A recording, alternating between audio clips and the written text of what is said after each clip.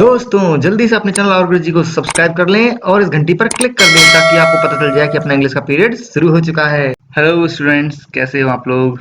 मैं आपका teacher assistant professor Harish Meena, जो करंटली पोस्टेड हैं गवर्नमेंट कॉलेज नदवी में। तो आज हम आपके लिए एक और लेक्चर लेके आए हैं जो कि है on is blindness, written by John Milton. Poem है ऑन इज ब्लाइंडनेस, बहुत ही पॉपुलर पोएम है। इसको समझेंगे आज हम। तो अगर कोई प्रॉब्लम वो कोई समझ में ना आए ना तो मुझे कमेंट बॉक्स में पूछ लेना, ठीक है, कि सर ये चीज़ समझ नहीं आई। वैसे मैं ट्राई करूंगा कि पूरी चीज़ समझ में आए, पर फिर भी अगर कुछ समझ ना आए तो कमेंट करके पूछ लेना, ठीक है। और चलो स्टार्ट करते हैं यार। अभी पहले हम लोग पहले देखते हैं कि ऑन इज ब्लाइंडनेस। अब थोड़ा सा देख लेते हैं John Milton. John Milton actual में 1608 टू 1674 इस पीरियड के ये कौन थे, पोएट थे।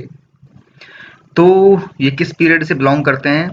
देखो एलिजाबेथन एज तो खत्म हो गया था 1601 टू 1603 के अराउंड, क्योंकि इन एजेस जो है ना, ये इराज, इनकी एक्चुअल में कोई फिक्स डेट तो है नहीं, एक मोटा मोटा आइडिया लगा रखा है ना। तो एलिजाबेथन एज तो 1550 के आसपास स्टार्ट हुआ था, वैसे 1558 मानते हैं, तो 1603 तक ये तो खत्म हो गया था। अब 1603 से लेके 1625 तक आया जैकोबिन एज। क्या आया, जैकोबिन एज, ठीक है। फिर 1625 टू 1660 तक हम मानते हैं लेट रेनेसां।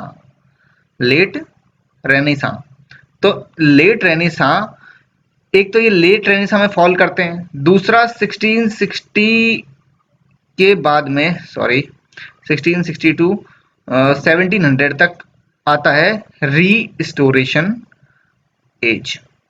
रीस्टोरेशन एज, ठीक है। तो ये रीस्टोरेशन में भी इन्होंने थोड़ा बहुत लिखा था, तो इनकी थोड़ा बहुत का काफी कुछ लिखा था एक्चुअली देखा जाए तो, पर हाँ। तो ये बेसिकली लेट रेनेसां और रिस्टोरेशन एज इसमें फॉल करते हैं, ठीक है। इतना कुछ इधर लिख दिया, मैं इसको मिटा देता हूँ वरना आपको फिर यहाँ पर मैं समझाऊंगा समझ नहीं आएगा, ठीक है।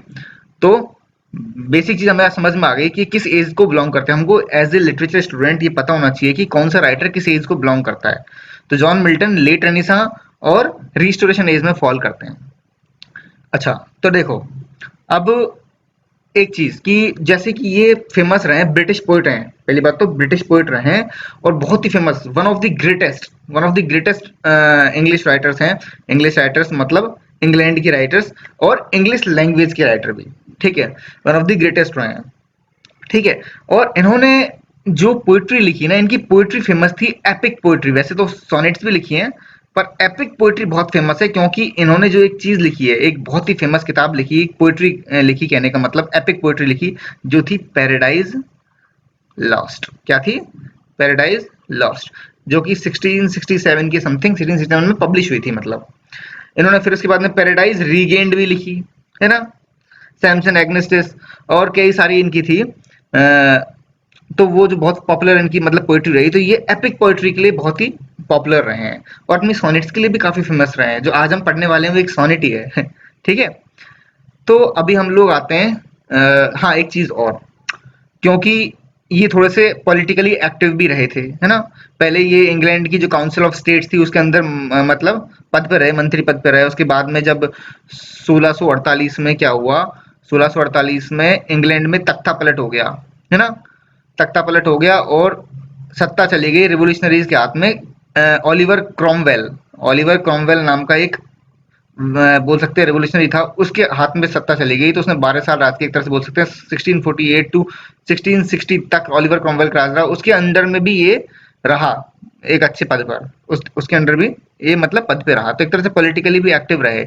धीरे धीरे इनकी आंखों की रोशनी चली गई, आधी एज में इनकी रोशनी चली गई। तो उस वो जो रोशनी का जो मैटर है ना, उसी पे ये पोएम भी है, अभी पढ़ेंगे जब हम। तो ये बाद में एक तरह से कंप्लीटली ब्लाइंड हो गए थे, है ना। ठीक है। तो ये एक मोटा मोटा आइडिया कि भाई अपने जो जॉन मिल्टन थे ये कौन थे। अब हम एक सोनेट पढ़ने वाले हैं, उनके जो सोनेट कलेक्शन में से एक सोनेट है ये ऑन हिज ब्लाइंडनेस, जो कि एक्चुअल में उनकी 1673 की सोनेट्स पब्लिश हुई थी, पोएम्स। ठीक है, 1673 की पोएम्स पब्लिश हुई थी, उस कलेक्शन में इसको पहली बार इंक्लूड किया गया था। वैसे लिखी तो 1664 से पहले गई है, लगभग लगभग 1664 से पहले लिखी गई, क्योंकि 1664 के बाद में ये ऑलमोस्ट कंप्लीटली ब्लाइंड हो गए थे। तो ये उससे पहले पहले लिखी गई, जब इनकी रोशनी काफी हद तक चली गई थी, उस वक्त की लिखी गई पोएम है ये। ठीक है। तो देखो एक सोनेट है। अब सोनेट क्या होती है, सोनेट एक 14 लाइन की पोएम होती है, मैं पहले कई बार समझा भी चुका हूँ, है ना। 14 लाइन की पोएम होती है। अब इंग्लिश लिटरेचर में कई तरह की सोनेट हुई हैं, कई प्रकार की सोनेट लिखी गई हैं। जैसे कि मैं बेसिकली 3 भागों में बांटूंगा, वैसे 4 भागों में बांट सकते हैं, परंतु 4 में मान लो, चाहे उसे 3 में मान लो। मैं समझाता हूँ कैसे। देखो, एक तो होगी पेट्रार्चन। कौन सी? पेट्रार्चन सोनेट, ठीक है। एक हो गई शेक्सपियरियन। कौन सी? शेक्सपियरियन। नाम से पता चल रहा होगा किसने डेवलप की है, ठीक है। फिर एक मानते हैं हम लोग स्पेंसरियन, स्पेंसरियन स्पेंसर के नाम पे, और एक मानते हैं मिल्टॉनिक, ठीक है। तो 4 तरह की सोनेट हो गई। डिफरेंस कहाँ आता है? वही 14 लाइन होती है, परंतु ढांचे में, स्ट्रक्चर, पोएम का जो स्ट्रक्चर है ना 14 लाइन का, वो चेंज होता है। कैसे? देखो, पेट्रार्चन सोनेट में होता क्या था, 8 लाइन का तो ऑक्टेव होता था। पहली जो 8 लाइन होती थी ना, उनको तो ऑक्टेव बोलते थे, है ना। और लास्ट की 6 लाइन को बोलते थे सेस्टेट। ये किस में होता था? पेट्रार्चन में, ठीक है। ये पेट्रार्चन में होता था, ठीक है। अब ऑक्टेव का जो उनका बोल सकते हो आप ढांचा, राइम स्कीम होती थी ना, वो होती थी A B B A B B A, यानी कि ए बी बी ए, शुरू की 8 लाइन की, और लास्ट की 3 लाइन, 6 लाइनों की सी डी ई और C D E, C D E C D E, या फिर सी डी सी दोनों हो सकती थी, कोई से भी। तो ये एक्चुअल में राइम स्कीम और ढांचे का डिफरेंस है। अब मिल्टॉनिक जो सोनेट है ना, वो लगभग लगभग पेट्रार्चन जैसी है, ढांचे में तो पूरी वही है। ए बी बी ए, इस पोएम में भी देखेंगे हम लोग, तो A B B A B A, C D E C D E, यही पैटर्न फॉलो किया गया है जो कि पेट्रार्चन सोनेट में पाया जाता है। वही मिल्टॉनिक सोनेट में सेम ढांचा होता है। पहली 8 लाइन ऑक्टेव होती है, 6 लाइन लास्ट की सेस्टेट होती है। तो डिफरेंस कहाँ है फिर पेट्रार्चन और मिल्टॉनिक में? डिफरेंस आता है कंटेंट का।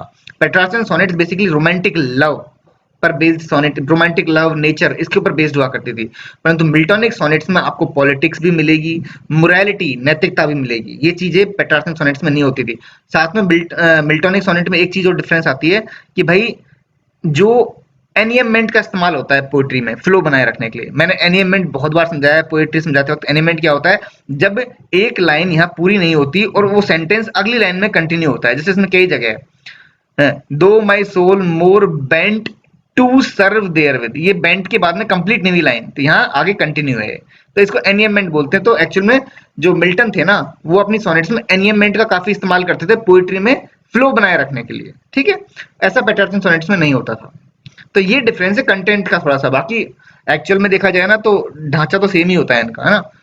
अब शेक्सपियरियन सोनेट, शेक्सपियरियन सोनेट्स में क्या होता है? 4 प्लस 4 प्लस 4 प्लस 2, ठीक है।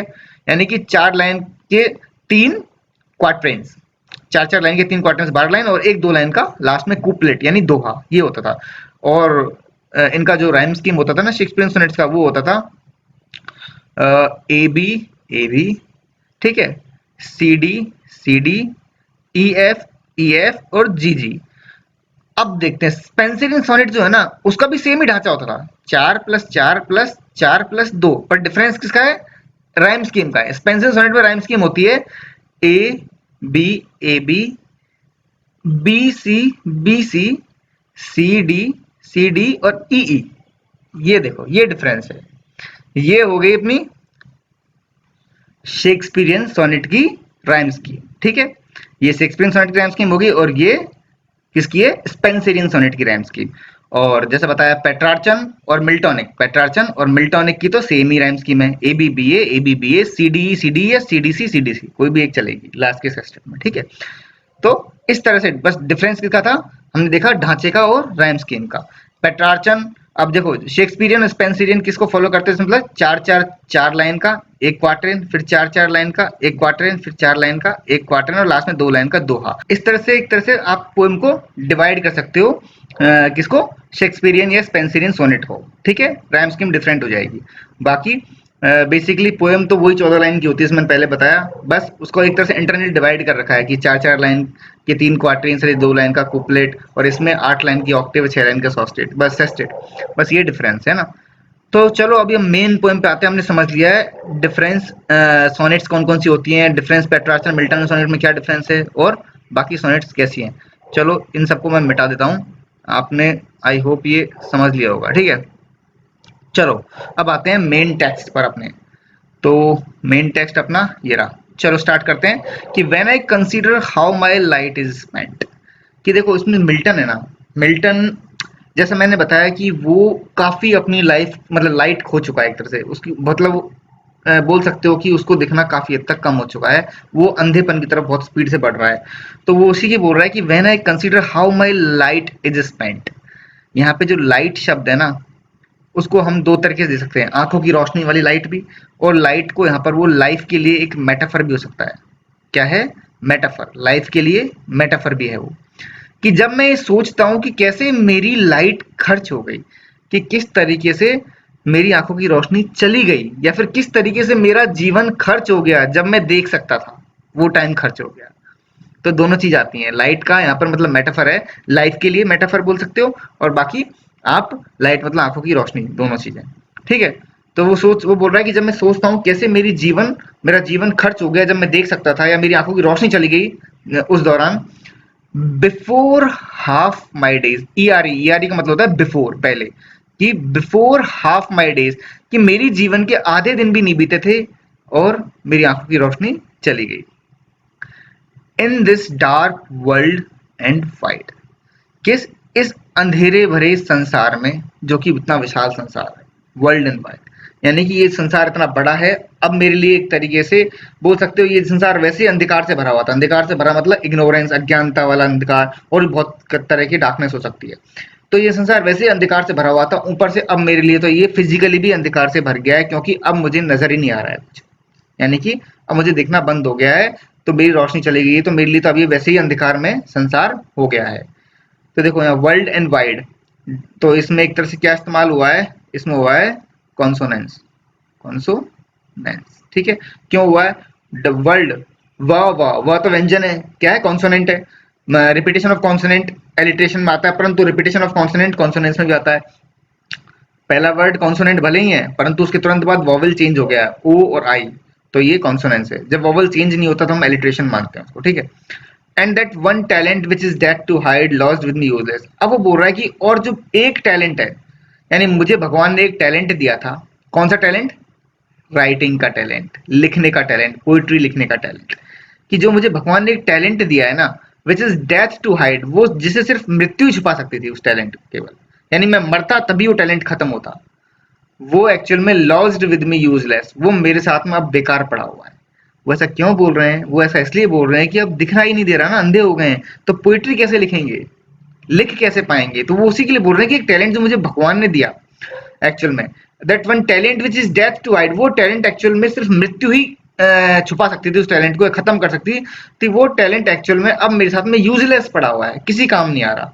Though my soul more bent to serve therewith my maker, यद्यपि जो मेरी आत्मा है ना, वो तो बहुत उतारू है, यानी वो इच्छा जागृत कर रही है, मेरी आत्मा की तो इच्छा है, वो बहुत उतारू है। किस बात को उतारू है? To serve therewith my maker, वो मुझे जिसने बनाया है ना, किसने बनाया है? गॉड ने बनाया है। तो मेरे मेकर ने मुझे बनाया है, तो मैं उसकी तरफ सेवा करूं। टू सर्व, मैं क्या करूं? मेरे गॉड की सेवा करूं। वो सेवा मैं कर नहीं पा रहा हूं एक्चुअल में। मेरी जो आत्मा है वो तो इस बात पे उतारू है कि मैं सेवा करूं, परंतु मैं कर नहीं पा रहा हूं।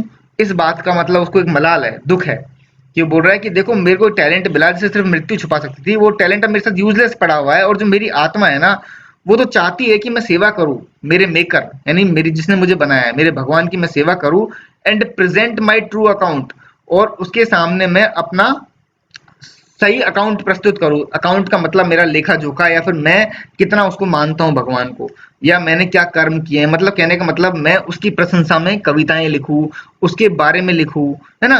और कह सकते हो कि भगवान ने मुझे टैलेंट दिया है, तो उस टैलेंट का मैं सही इस्तेमाल करूं, वो राइटिंग के टैलेंट का सही इस्तेमाल करूं, तो मैं उसके सामने अपना ट्रू अकाउंट प्रेजेंट करूं, लेस्ट ही रिटर्निंग चाइल्ड। परंतु अब मुझे क्या डर है, क्योंकि मैं ऐसा नहीं कर पा रहा हूं, तो मुझे डर है लेस्ट ही रिटर्निंग चाइल्ड, कि वो मुझे डांटेगा फटकारेगा। चाइल्ड मतलब डांटना फटकारना, कि अब वो मुझे डांटेगा फटकारेगा कि मैंने तुझे टैलेंट दिया था और तू टैलेंट का इस्तेमाल ही नहीं कर पा रहा है, तो वो मुझे अब डांटेगा, वो मुझे सजा देगा। इस बात का उसको अब डर है। Does God exact day labour light denial. तो देखो फिर वो एक क्वेश्चन पूछ रहा है एक्चुअल में। क्वेश्चन क्या पूछ रहा है? वो इसको आप रिटोरिकल क्वेश्चन बोलेंगे, क्योंकि लाइन जो लिखी गई है ना वो इस तरह से प्रेजेंट की गई है जैसे क्वेश्चन पूछ रहा है, परंतु वो क्वेश्चन नहीं, उस क्वेश्चन में आंसर है। वो क्वेश्चन नहीं है, वो लिखने का एक तरीका है कि क्या भगवान को उन लोगों से लेबर चाहिए, परिश्रम चाहिए, मतलब वो जो लोग लाइट डिनाइड, मतलब जिन लोगों के पास में रोशनी नहीं है, क्या भगवान को उनसे भी सेवा चाहिए? Day labour, does God exact day labour light denied, यानी कि क्या भगवान को उन लोगों से भी परिश्रम चाहिए, उन लोगों से भी सेवा चाहिए जिनके पास में अब रोशनी नहीं है? एक तरीके से आप बोल सकते हो आंसर इसी में ही है। वो ये बोलना चाहता है कि भगवान को भी कोई क्या मतलब ऐसे लोगों से सेवा चाहिए क्या जो देख ही नहीं सकते? कहना तो ये चाहता है, मतलब नहीं चाहिए भगवान को सेवा। परंतु लिखा किस तरीके से, जैसे क्वेश्चन फ्रेम कर रहा है, तो इसको हम बोलते हैं रेटोरिकल क्वेश्चन, जो क्वेश्चन जैसा दिखता है परंतु एक्चुअल में क्वेश्चन होता नहीं है। क्वेश्चन होता नहीं, एक डिवाइस है, लिटरेरी डिवाइस है, ठीक है। आई फॉन्डली आस्क, फिर मैं बड़े मतलब उसने प्यार से पूछा, but patience to prevent that murmur soon replies, God does not need either man's work or his own gift. Who best bear his mild yoke, they serve him best. अब देखो, यहां तक तो वो डाउट में था। कहां तक? यहां तक। इसको ऑक्टेव है। ये ऑक्टेव में क्या है, वो अपनी परेशानी बता रहा है, वो समस्या बता रहा है कि मैं किन परिस्थितियों से गुजर रहा हूँ, मेरी मानसिक स्थिति किस तरह की है। सेस्टेट में अक्सर क्या होता है, सॉल्यूशन निकल के आता है कि जो परेशानी से वो शुरू की 8 लाइन में जूझ रहा है ना, उस लाइन अगली 6 लाइन में वो उसका सॉल्यूशन निकालने की कोशिश करता है, फिर सॉल्यूशन निकल आता है उसके सामने। तो देखो, आई फॉन्डली आस्क, उसने बहुत ही मतलब एक तरीके से ये पूछा प्यार से कि भाई क्या भगवान को सेवा चाहिए मेरे से? ऐसे इंसान से सेवा चाहिए जो एक्चुअली देख ही नहीं सकता, जिसके पास में रोशनी नहीं है। But patience to prevent that murmurs on replies, परंतु धैर्य उसने रखा और उसके अंदर से एक आवाज आई, एक बुदबुदाने की आवाज आई, एक रिप्लाई मिला उसको। रिप्लाई क्या मिला? God does not need either man's work or his own gift. कि ये DOTH है ना, इसको डज डू जो मानना मानो, ओल्ड इंग्लिश है, ठीक है। तो गॉड को नहीं चाहिए, does not need either man's work, भगवान को ना तो इंसान के काम की आवश्यकता है और इज ओन गिफ्ट, या भगवान ने जो इंसान को अपने गिफ्ट दिए हैं, जैसे कि इसको राइटिंग लिखने का टैलेंट दिया है, वो गिफ्ट ही तो है भगवान का दिया हुआ। तो ना तो भगवान को आदमी से उसका काम चाहिए और ना ही उसने जो गिफ्ट दिया है ना उसके बदले में कुछ चाहिए। Who best bear is mild yoke, they serve him best. जो भगवान के दिए गए इस जीवन में संकटों को बहुत मतलब कह सकते हैं सही ढंग से सहन कर सकते हैं। हु बेस्ट बियर, बियर मतलब सहन करना, हिज माइल्ड योक, यानी कि भगवान के द्वारा दी गई मुसीबतें, संकट, परीक्षाएं, जो इनको बेस्ट तरीके से झेल पाएगा ना, दे सर्व हिम बेस्ट, वही भगवान की सही सेवा करते हैं। यानी सही सेवा भगवान की क्या है? भगवान के दिए गए इस जीवन में संकटों को झेलना, शिकायत करने की बजाय उनको झेलना और बहुत ही धैर्य से झेलना। केवल वही इंसान भगवान की सही सेवा कर सकता है। हिज स्टेट इज किंगली, क्योंकि भगवान का जो साम्राज्य है वो तो बहुत विशाल है, वो एक राजा है, मतलब पूरी दुनिया का राजा है। Thousands at is bidding speed, उसके अंडर में तो हजारों काम कर रहे हैं, है ना, हजारों काम कर रहे हैं, पूरी रफ्तार से लगे हुए हैं। And post over land and ocean without rest, और इस पूरी जमीन पर कोई कहां पर काम कर रहा है, कोई समुद्र में काम कर रहा है, जगह जगह लगे हुए हैं, सब उसकी सेवा कर रहे हैं, सब है ना, जगह जगह काम कर रहे हैं।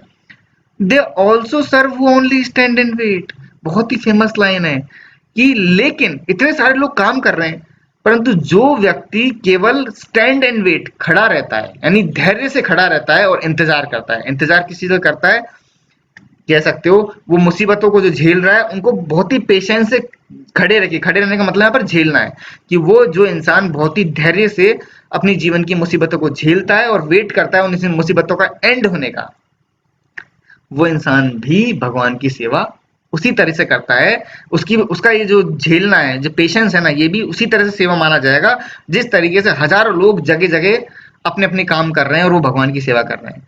यानी एक तरफ तो देखो सेवा वो होती है कि भगवान आप अपनी ड्यूटीज निभाओ, समाज की तरफ, देश की तरफ अपनी ड्यूटीज निभाओ, और आप ड्यूटीज निभा रहे हो, उसका मतलब है आप अपनी सेवा दे रहे हो भगवान की तरफ, क्योंकि उन्होंने आपको जीवन दिया है। आप अपने कार्य को और आप अपने समाज के अंदर, देश के अंदर जो काम आपको मिले हैं उस काम को आप ढंग से कर रहे हो, उनकी तरफ योगदान कर रहे हो, वो भी भगवान की सेवा है। और दूसरी तरफ जो लोग कुछ नहीं कर सकते, अब ऐसी कंडीशन हो गई, अंधा हो गया है, वो अगर अपने दर्द को, अपनी मुसीबतों को पेशेंस मतलब पूरे धैर्य से, पेशेंस से अगर सहन कर रहे हैं और वेट कर रहे हैं कि भविष्य में कभी तो भगवान पे कृपा दर्शाएगा और उनका ये दुख दर्द खत्म होगा, मतलब वो शिकायत नहीं कर रहे, वो अपने मुसीबतों को झेल रहे हैं और पेशेंस से वेट कर रहे हैं, तो वो लोग भी उतनी ही सेवा कर रहे हैं जितने वो हज़ारों लोग कर रहे हैं जो अपने-अपने कामों में लगे हुए हैं।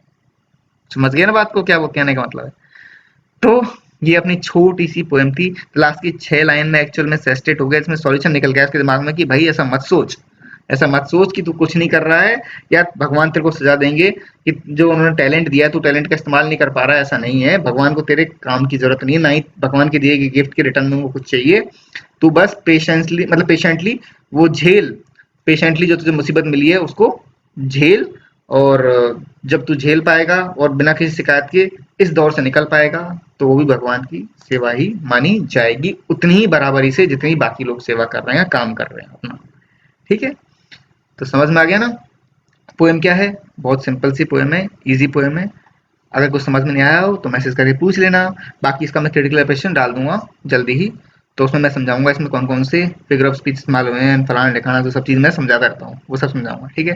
तो मिलूँगा नेक्स्ट वीडियो में। टिल देन गुड बाय, और वीडियोज़ दूसरे बच्चों के साथ भी शेयर करना ताकि उनको भी हेल्प मिल सके। सी यू सून।